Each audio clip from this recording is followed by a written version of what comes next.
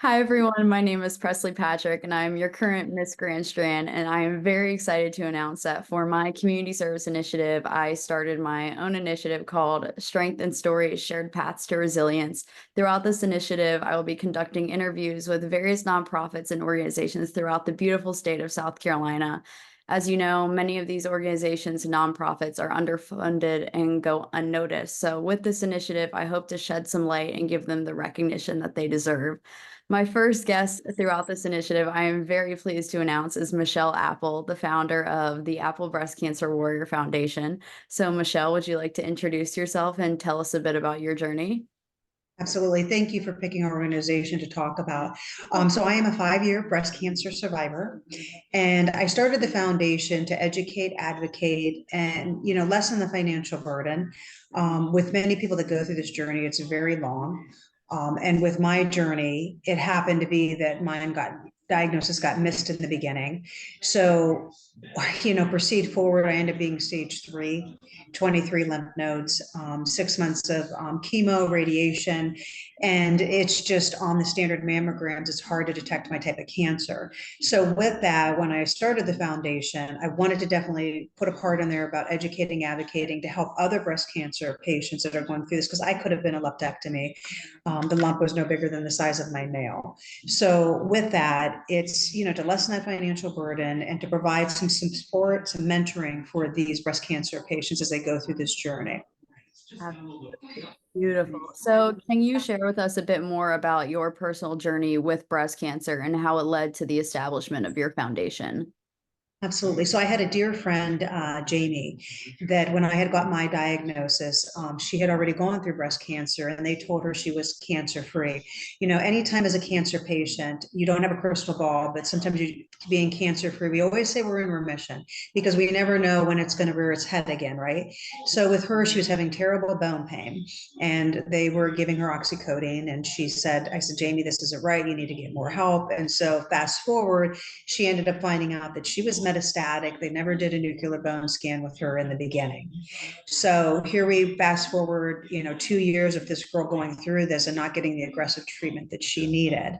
So once they did find that out, they started to do aggressive chemo with her. And, within 6 months, she came home on hospice and she had passed. And I remember right before she had passed on hospice, it was very hard on me because she had a 12-year-old daughter. And she said to me, the foundation is your purpose. And we helped her out with her travel expenses and we did a cornhole tournament. This is even before I was a 501c. And so I knew the nonprofit was where my heart and soul was. And we raised $10,000 for her for the cornhole trip for her travel expenses back and forth. But she had about a 3-4 hour drive. She'd have to stay there away from her family. And that's when I said I wanted to start this foundation. So she was a big part of it. And on her deathbed, she said to me, continue this foundation. It's your purpose. Do the softball tournament that we created these t-shirts for because her daughter played softball. And that's the reason why I started. It was for her initially, and then obviously to lessen the financial burden. And her daughter won the softball tournament.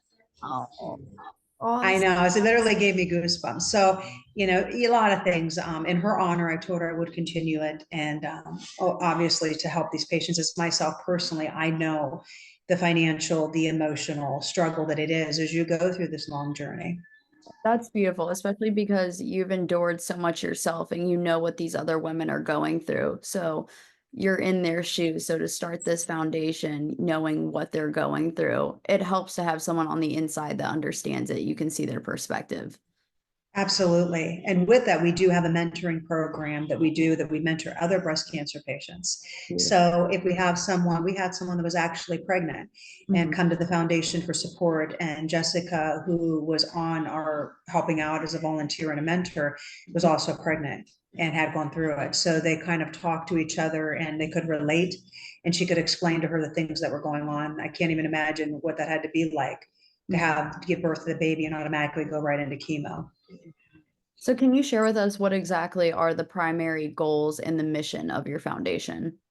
So the primary goal is to educate, advocate, and raise funds so we can lessen that financial burden as they go through this journey. With that, how we do that is through fundraising, grants, and then also through volunteers and sponsorships throughout the community. Gotcha. So, how does the foundation create awareness about breast cancer and prevention within the community within this area, specifically in Myrtle Beach? Okay, so we have a multiple facets. Obviously, the media has been a big part of what we do.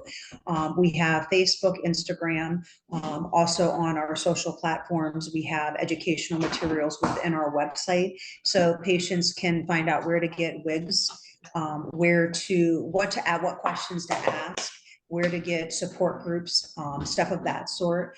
Where can they get help financially? We have an application on our website, so they also fill that out, and that helps us to understand what their journey is and then help them with whatever bills that they may have. Gotcha. That's amazing. That's some beautiful work that you do. You should be very proud of yourself. And, I believe that, like I said, it gives me purpose, because like I said, it was very hard for me to see Jamie go through it. And I don't have children. I do have fur babies, which I consider my kids. But when you see these mothers going through this, it's, as a cancer survivor, you have that cancer, what we consider survivor guilt, because you wonder, how am I thriving? And we see other patients that aren't. So sometimes, it's all right to be not okay, but just pick yourself back up. And for me, the foundation gives me that purpose to help others, and gives me that comfort. Absolutely. So I know you shared that you have the mentoring service going on through your foundation, but can you provide some other examples of the support services that the foundation offers? So we have a lot of patients that live further away. So we will do monthly group meetings where, the sisters come together and we talk about our journey and we help support each other. We also do Skype and platforms like we're doing today, telehealth, Zoom. And we just get on the calls and we just talk about how our day's going, what things we're doing to kind of help support other breast cancer patients, and how we can do other things within the community to raise awareness about breast cancer, talk about things like nuclear bone scans that need to be done from the get-go, not just waiting until, like, Jamie had bone pain and then they eventually did it. And by that time, her breast cancer was so aggressive. So we talk about those type of things. So I would say platforms like, support groups, Mm. telehealth, and also like Zoom and stuff like that. Gotcha. So I know you mentioned the cornhole tournaments, but how exactly does the foundation assist with those medical bills and travel expenses? Is it through things such as that, or are there other opportunities that come along with it? There are many other opportunities. As a matter of fact, today I spoke to the Myrtle Beach Rotary Club. So there's going to be an opportunity there. And I also spoke to 100 women that do amazing things within Myrtle Beach and Grand Strand. Mm. Also, the North Myrtle Beach Ladies Club. They've asked me to come speak, and there may be an opportunity that they may give a sponsorship to our foundation. So we do things, there's a lot of things. Grants through Walmart is another way. A Okay. lot of the nonprofits, you simply say what your mission is, core values, how you help the community, and you write a grant. So we get funding through there, but most of our funding comes from, obviously, donors through our softball tournament, our cornhole tournament, and just people that want to donate and help through our website, which we have, a donation spot where they can donate. All of the proceeds go 100% to the patients. None of our boards or myself are paid. So everything we do is to help the patient. Gotcha. So what exactly is the criteria for receiving the support? Is it just anyone who needs it at the moment, or is there a wait in order to get it? So what we do is you fill out an application. No, there's no financial criteria. The only thing that we do ask is that we do see, and they're okay with that, to disclose the medical bill. We then write the check out to the health center. So if, let's say, it is, McLeod Health and the bill has to go to them, we will then write the check out to that provider so that that bill is paid. If it's travel expenses, we just simply write a check to the patient. And again, there's no financial, you don't have to show any, how much you make. We don't turn anybody away. We welcome everybody that's going through it, and any way that we can help them. At minimum, we at least do 500 so they can have gas cards, groceries, Mm. things like that, restaurant cards that make it easier if they're traveling back and forth 3-4 hours. Mhm. And then obviously, if we can lessen the burden by paying, either that deductible. Many patients that we're seeing in our foundation is the middle class, because what's Mhm. happening is many of them can't get support from the government because they still say they make too much. And to Mhm. be honest with you, many of these young patients that I'm seeing 35 and 40, they're still just starting out. And most deductibles, my husband and I paid out of pocket over $30,000. And it continues because when you have metastatic and you have other things that are going on, you're still on medication. So you have to pay your deductible if it's 10 or 15,000, 100% before it's covered 100%, right? So each bill that comes in, you may get a $2,000 MRI bill or a chemo bill, and it's $500. That's a lot of money. Yeah. So many of these patients are struggling because they may not have that in their savings, or they may not have family or financial support. Absolutely. Absolutely. So we're filling that gap, I think, where we're seeing these patients that are needing it. And it's a needed service. So, and it stays locally within the Grand Strand, Myrtle Beach. We even go into Georgetown. Beautiful. Beautiful. So can you talk about some of the specific ways in which the foundation advocates for these patients throughout their journey? So the mentoring program, so obviously who was ever mentored with them, as long as the patient is open with that, they will follow them through their journey. They'll be there for them for support, answer any questions, and give them, direction. And then ultimately, I always say your journey is your journey. And I say that because, some women may say, I don't want to do reconstruction. Some women may say, I want to do reconstruction. I want both my breasts taken. No, I only want to do a lumpectomy. It's really important to understand that, because I think when people try to support cancer patients as they're going through it, it's hard because you don't know what to say, right?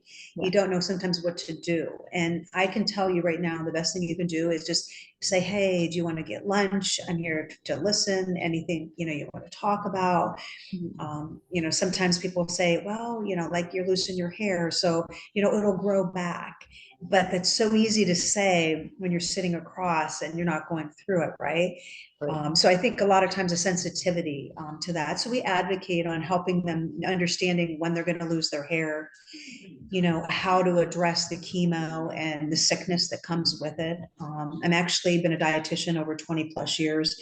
So for me, I also advocate and educate on nutrition, which is really a critical part as you go through this journey.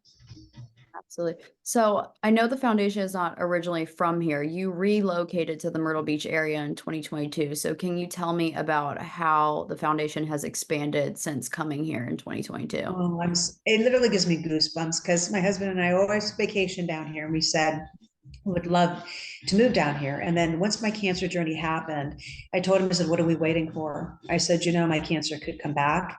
And then I say to myself, I've lived in Ohio my whole life. I want to be somewhere warm. And so sure enough, and Jamie was the same way when she was on her hospice. And she said to me, Michelle, do things that you've wanted to do, because look at me now, here I am. And there's many things that I wanted to do that I couldn't do. And so we moved to Myrtle Beach. We both quit our jobs and we ended up finding work. I'm a clinical dietitian. I knew I would find work. And then he worked for Spectrum Cable, also known as Time Warner, and then went to Spectrum for years, 20 plus years. So they scooped him right up and we ended up finding work. So I do believe in faith. I believe that things come full circle. I believe Jamie's my guardian angel and, helped me through a lot of that. So I know when I interviewed you last year for my journalism paper, we talked about the buddy bags. So can you share those with us about what that's So the comfort bags? Yes, the comfort bags. I'm so sorry.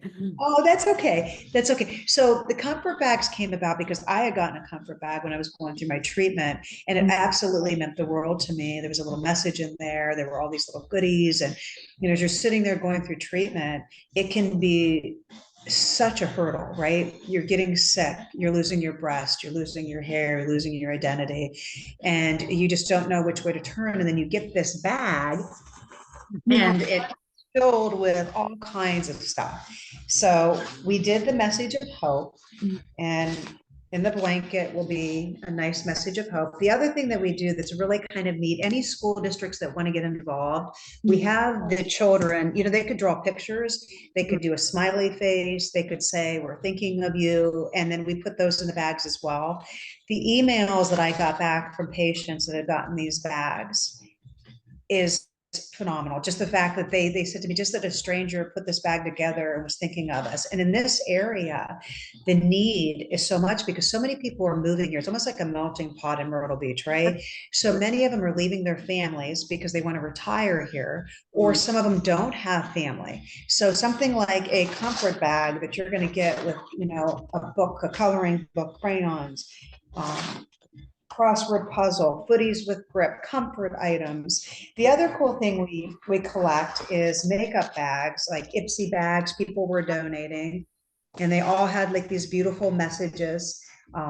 This one says, sometimes you forget you're awesome. So this is your reminder. And then we put lip balm in there. And then obviously another way to advocate for the foundation, we put our card in there, lotion, hand sanitizer. And then this book, I have to tell you, this just happened. So this book says Caring Through Cancer, a story of love and strength. Crystal Banyan was one of our Apple Breast Cancer warriors, and she's an amazing, amazing young lady. So she had children, and her journey, she said to me, Michelle, I'm going to do something. I don't know what I'm going to do. I can't start a nonprofit. I don't have time for it, but there's something I want to do to help other people. So she wrote this book, and Caring Through Cancer. I mean, even when I say the story of love and strength for children, so they understand, what mommy's going through. Why is mommy losing her hair? Why is mommy getting sick? And this is on Amazon. Oh, I know. I'm going to make sure to link that when I post this video. That way others can buy this Yeah, book. That's it's an amazing, that's amazing book. Yeah. So when she reached out to me, so this goes again of how our foundation has touched so many that, many of these breast cancer patients, when they get done with their journey, I tell them, be a part of our foundation. But first of all, get yourself together. You have a lot you're going through, but think about what you want to do that's going to help you, give you purpose. And for her, it was writing the book. For me, it was starting the nonprofit. For others, it's being a mentor in our program. Others, it's volunteering at a lot of our events. So, there's many opportunity, but it's just giving back in the kindness that we're seeing in the community throughout Myrtle Beach. We've only been here 2 years, and for us to we've done 400 bags total in the last 2 years. That's phenomenal. We donated to the local cancer centers, and they go to all cancer patients. Our funding is specifically for breast cancer for the bills, but the bags, I even had a family member reach out to me, to a patient in North Carolina, and we just sent a bag out today for them. lovely. So would that be a goal for you to expand into further states or even Oh, entire yeah, states? I'd love to. Love to. I would love to see that for you because I feel like this would be such a great organization that could be taken statewide that I know patients would Yeah. absolutely love to be a part of. Oh, I agree. I agree. So looking forward, what are some initiatives or projects that you hope to take on with the organization in the next year? Okay, so we are going to do a cornhole tournament. We've already identified Tidal Creek Brew House in the Market Common. And what I'm excited about is that location is animal friendly. So one of the biggest things through my journey, prior to this, I would always walk dogs at the animal rescue when I was in Ohio. And Jason Cook, that started that animal rescue, when I was going through my journey, he actually collected t-shirts from all of the nonprofit animal rescues throughout. I mean, they would come from Texas and all, and they would be all of their, and he would send them to me. And I would go there and walk the dogs with my little bonnet on and my bald head. And it literally brought me such comfort that the animals are going to be a part of the cornhole tournament like they've always been in the past. They're going to collect money. And then we're going to have maybe a couple animal rescues from Myrtle Beach there if they need animals that need adopted. Gotcha. So that could be a part, because I'm a real huge advocate on adoption of animals through these rescues because they really need it. But the comfort again that these animals bring as you're going through it. And many of them come to the cancer centers or the fusion centers for the patients so that it provides them some stress relief, right? Because we know that stress is very hard on breast cancer in general. Absolutely. So we're going to do that. The other thing we're hoping to do is we may do a pink party. And that's another thing coming up, exciting, maybe the end of October, maybe even into February, we thought would be kind of cool. Maybe do some silent auction items. The cornhole tournament, we're going to do the tournament, and then we're going to have a whole bunch of fundraising baskets that people can raffle and win. And then we're going to have dogs collecting money. Yeah, a lot of cool things like that. So I'm excited. So that'll be the second or the first Saturday in October. Saturday. Obviously, it's National Breast Cancer Awareness Month. And Right. I always stress this, that breast cancer just doesn't happen one month. But Mhm. it's nice that we're able to really hopefully benefit from that, because many people will maybe donate. But we've got to remember that we have breast cancer throughout the whole year, that these patients are going through these treatments. And these bags are delivered right before the holidays, just so you know. And Gotcha. that's kind of nice, right before Christmas. So bring a smile to their face. Well, I know I will be at this cornhole tournament for sure. And I Oh, I love hope, that. hopefully after my sister queens see this video, they'll come make an appearance as well, because I think this would be an Oh, awesome, we would love to have you. absolutely. The Miss South Carolina Sisterhood, they love doing events like this. And I know the local title holders and even the ones further into the state would love to come to this. So hopefully after I post this and they see this, ladies, there's a cornhole tournament in Yeah. October, and I better And if we do the pink party, I know you ladies would love oh that. my gosh, our theme for the state pageant in June is Barbie. It's all pink. We have Oh these, my gosh, I love it. I'm gonna send you the link so you can watch it. We have shirts that say sisterhood and the Barbie font. They're adorable. And it's Where is it going to be at? gonna be in Columbia at the end of June, June 23rd through the 29th, I believe. Oh, that's amazing. I'm Oh, very congratulations to you, first of all. thank you. And Coastal Carolina has been amazing. Your sister, a sorority group, has actually been making a collection. And I don't know if I'm going to get their name right. If it's Zeta, I'm very bad at that. Sorry. But there's one group that's actually, and I think there's going to be other ones that are coming Okay, forward. perfect.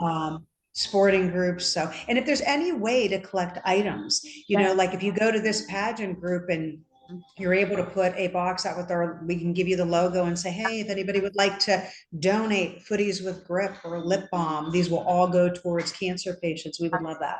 I'm glad to hear that, because I know I gave your contact information to a friend of mine who's the president of a fraternity down here, and he said he was going to share it with the sororities and other fraternities as well. So I'm glad that that information got passed along, because when I wrote your paper for my journalism class, there were some sorority sisters in my class who were so moved by our conversation. So I'm glad that your story is reaching my college campus. That means a lot to me. Well, it always touches someone. Someone knows someone that has breast cancer.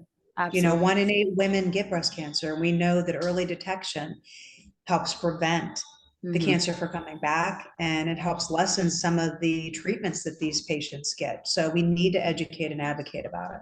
Absolutely. So those are the end of my questions, but is there anything that you would like to add that you feel like I missed, or just anything that you want to let my viewers hear? One of my things I always say is, don't let cancer define you, but let it inspire you to help others. I think you have to find what your drive is. I don't care what your journey is, if it's cancer or you're going through a health problem, you've got to find a way to pull through it and find purpose in it. And it So helps you through, that journey.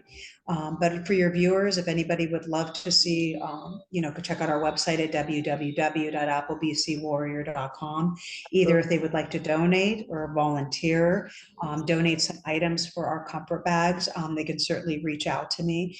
Any support that we can get, and it doesn't matter if it's $1 or if it's a lip balm, anything of that sort is going to be welcoming to so many of our patients. absolutely. Well, Michelle, I just want to thank you so much for taking the time to do this interview with me, for sharing your story. That's the whole reason why I created this initiative, is because as a future journalist, I believe that everyone has a story that deserves to be shared. Everyone has a voice, and your story is so moving, and you have done so much with your time here in the past 2 years. So I just want to thank you for coming on here and sharing your story with us, because I know it has touched me, and I know it will touch others that see it as well. Yeah, I thank you so much. And just last October, another great thing in the South Carolina area, we got awarded one of the nominations for the Jefferson Award in October. So we were really excited, and we just had a luncheon for that, and they're finally going to pick which one won it. But I was just honored to even be chosen, That and is, being here only 2 years to be able to do that. So that was quite exciting. that is a major Thank accomplishment. you. Awesome. Well, that concludes our interview. So thank you so much. And hopefully I will be seeing you again. We will. We'll touch base. Thank you so much. Bye.